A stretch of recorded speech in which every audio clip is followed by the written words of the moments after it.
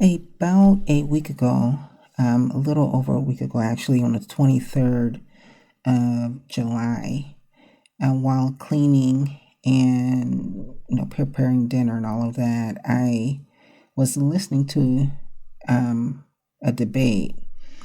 It's a debate. It was presented by Bloomberg. It was a town hall, a United Nations town hall meeting, and the debate is for the position of the new Secretary General that will be,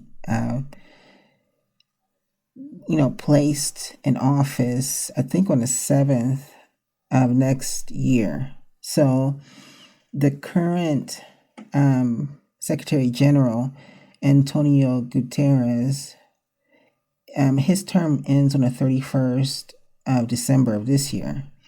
And he served 2 5-year terms, and I'm not for sure if he could run another one or, if he could run for a third term or not, but it looks like he's decided to, either by his choice or because he can't actually run again. But his term ends December 31st, 2026. The new Secretary General will be placed in office on the 7th of July, 2027. And I was, watching, well, not watching because I was, doing errands, but I was listening to the debate more than anything. But something happened while I was just listening.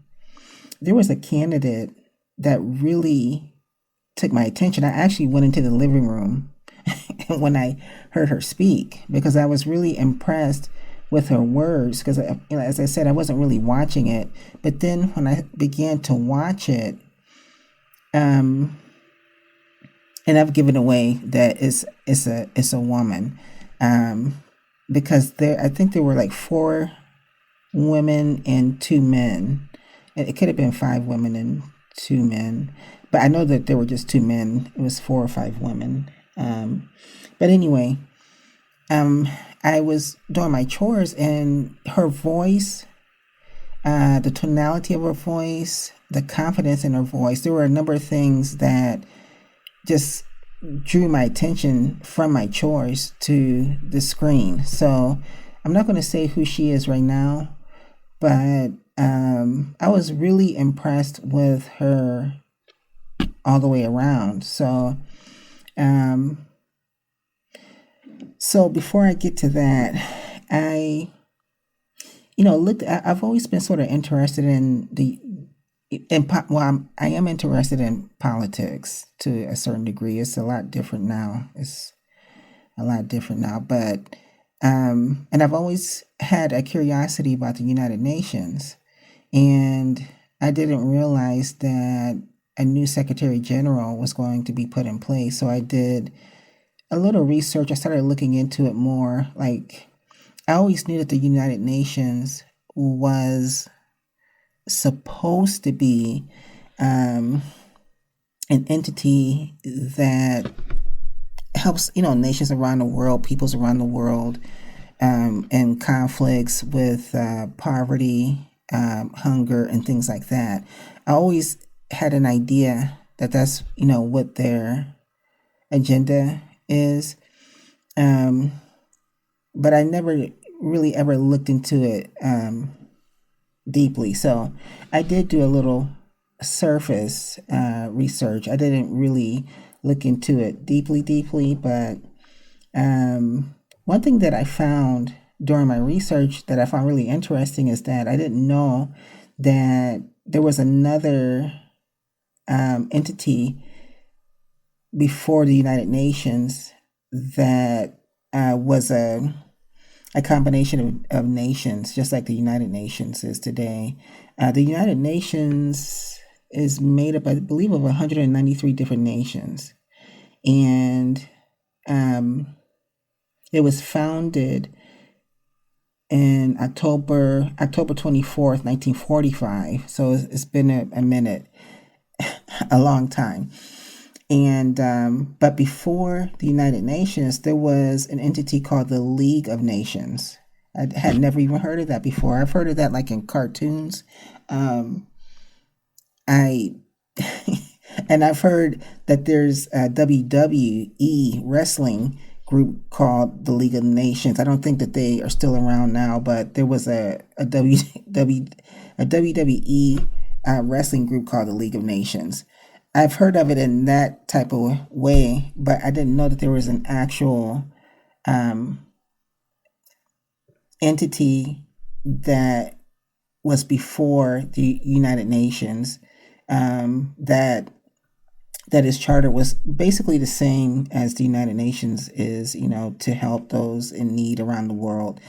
Supposedly, that's what they're supposed to do. So, I found that interesting, that there was an entity before the United Nations. A lot of what was in place for the League of Nations was carried over into the League of Nations after it sort of melded into the UN. A lot of their charters and other things were basically placed into the United Nations. But I did find that interesting. Again, I also, as I mentioned, the United Nations was founded in 1945. And let's see here. So, one thing that I wanted to mention too before I get to who I was very impressed with is that I did look into like the different branches of the United Nations. Now, I did again, like, through listening to the news over the past, I knew that there were different entities within the United Nations entity itself as a whole. And I did do some research to, see how it's actually set up. So, one thing I want to mention too is that I found out that the UN Secretary General is selected by the General Assembly, the United Nations General Assembly. They are the group in the United Nations that they select the Secretary General. Now, they've already done a straw poll. They did it on, I think the 30th of last month. Yeah, July 30th. They did their first straw polls. It's going to be a series of straw polls, in their selection of the new Secretary General. And the person who won the first straw poll is not the person that I wasn't really that impressed with this candidate. I watched the entire debate. I've actually watched it twice, and I've skimmed over it a third time. And the more I watched it, the more the person that I was impressed with, and I believe would be an excellent United Nations Secretary General. I mean, who am I? So, but the person that I was impressed with came in second. So, let's see here. But to get back to like the different parts of the United Nations, so there are 6 entities within the United Nations. There's the General Assembly. There's the UN Secretariat. There's the International Court of Justice. There's the trusteeship. The Trusteeship Council. And there's the UN Economic and Social. Just one second. There's the UN Economic and Social Council, and then there's the UN Security Council. And the one that I've heard of the most is the UN Security Council and the General Assembly. The other 4 I had not heard of that much, and I watched on C-SPAN and other news outlets meetings and with the Security Council and with the General Assembly. The debate, of course, that was held in the General Assembly, and it was a good debate. It was presented well. It was presented by Bloomberg. I like watching Bloomberg, but so I want to go over a little of like which one what each entity does, like a skim over what they do. So the UN Security Council is for international security issues. So they're responsible for the maintenance of international peace and security. They may adopt compulsory resolutions. So, of course, they discuss that in whatever is going on with a particular nation, and they make decisions from there. It has 15 members, 5 permanent members, and then 10 elected members. And so that's the UN Security Council. And I believe that the 5 permanent members, I know it's the US, the United States, the United Kingdom, France, Russia, and I have to look up who the 5th is. I can't remember who the 5th is right now, but I will give that before the end of this piece. But those are the 5 permanent members. Well, 4 of the 5, but permanent members, and they hold, of course, more power than the 10 elected members. So that's the UN Security Council. And then there's the UN Economic and Social Council. This entity is for global economic and social affairs. They're responsible for cooperation between states as regards to economic and social matters. They coordinate operations between the UN's numerous specialized agencies. This particular branch has 54 members elected by the General Assembly. So, and so that's the UN Economic and Social Council. Again, they deal with global economic and social affairs. And then there's the UN Trusteeship Council. This entity deals with administering trust territories. I didn't fully understand that. But basically, it was originally designed to manage colonial possessions that were former League of Nations mandates. So, to me, it sounds like cleanup work from the past. Again, this presentation I'm doing right now is a surface, and I am going to look more into this for my own, because I'm really interested in it. Like I said, I've always been, but learning more about it has even piqued my interest even more. The UN Trusteeship Council has been inactive since 1994, when Palau, the last trust territory, attained independence. So it's sort of defunct now. The UN Trusteeship Council is not active at the time because there are no more colonial, quote unquote, lands under possession. That's up for debate because there are lands that are still basically under colonial possession. There are some nations on the continent in Africa that are still basically, in a way, I feel from, what I've looked into, that are still colonized by France. And there's some other issues, some other nations that basically are still under a colonialship to me. And it's not titled that way, but they're still like under colonialship to me, but technically they're saying that the UN Trusteeship Council is no longer needed because there supposedly are no more territories under colonial rule, which I don't really agree with that. So, and then there's the UN General Assembly. I think this is the most.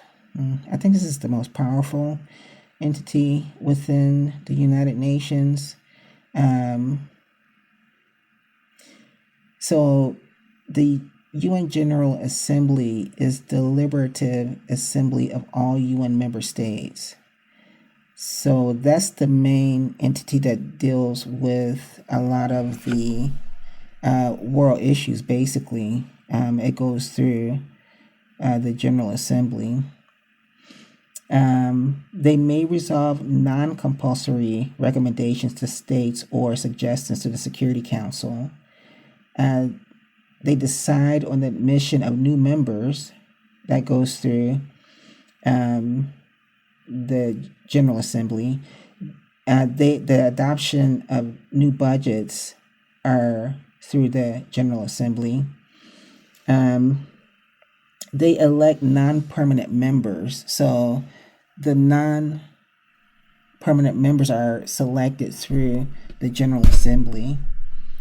And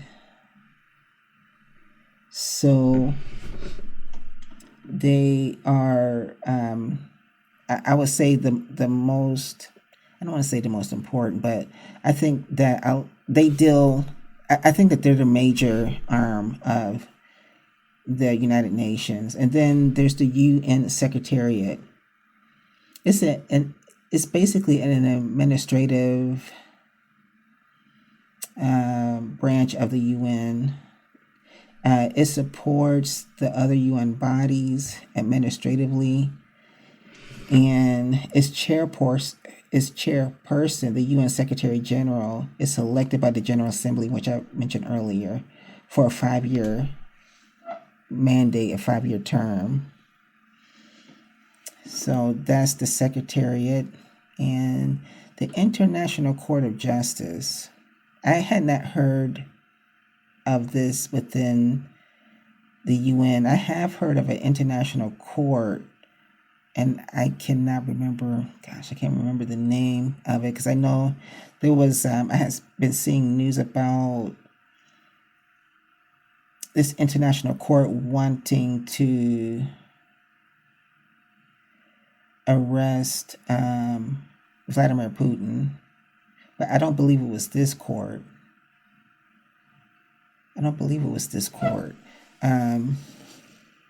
I guess it could have been, but I don't think it was this one. But this is an International Court of Justice, a universal court for international law. It decides disputes between states that recognize its jurisdiction, issues legal opinions, renders judgment by relative majority. Its 15 judges are elected by the UN General Assembly for 9-year terms. So again, a lot of placement into offices are done through the General Assembly. So that's done for the judges in the International Court of Justice also. So those are the 6 branches of the United Nations: the UN General Assembly, the UN Secretariat, the International Courts, and the International Court of Justice, and the UN Security Council. And I'm sure a lot of you probably have heard of the UN Security Council. I've heard of them a lot in the news. And the UN Economic and Social Council, and then now the defunct or the inactive UN Trusteeship Council. So that really isn't in play at this time. So those are the 6 branches of the UN.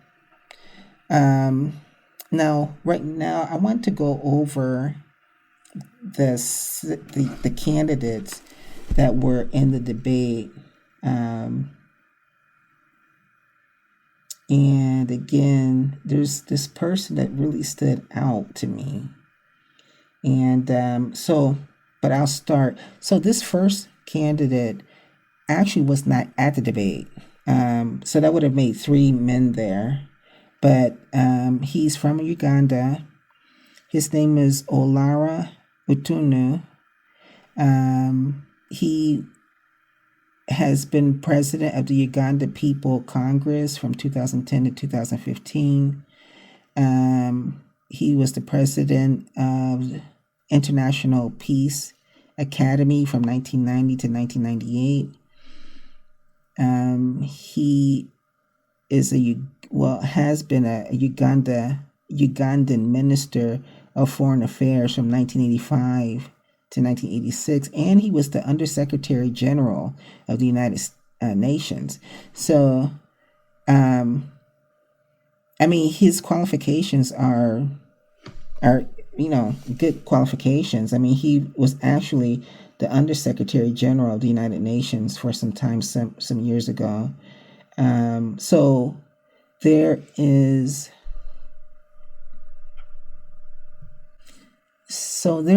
the Secretary General, the Deputy Secretary General, and then the Undersecretary General. So he, Olara Otunu, served as the Undersecretary General of the United Nations at one point. So he's one of the candidates.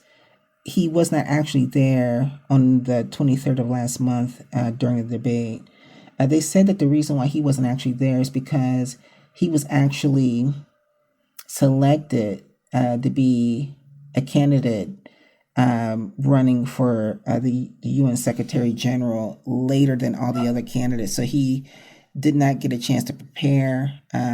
His candidacy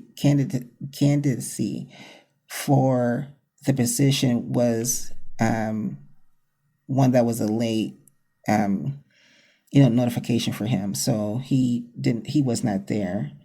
And again, he's from Uganda. Now, one of the other candidates, his name is Rafael Grassi. He's from Argentina. He is the Director General of the International Atomic Energy Agency from Argentina. So that was the only credential that I found for him. I shouldn't say only, but that's the one credential that I found for him. Michelle Bachelet, she's from Chile. She's the former president of Chile and former UN High Commissioner for Human Rights. She's the only female, actually, to hold the position of Chilean president. So she has, some nice credentials there, too. Again, Michelle Bachelet from Chile. And then Macky Sall from Senegal. And he is a former president of Senegal. He was there at the debate. And then from Costa Rica, Rebecca Greenspan.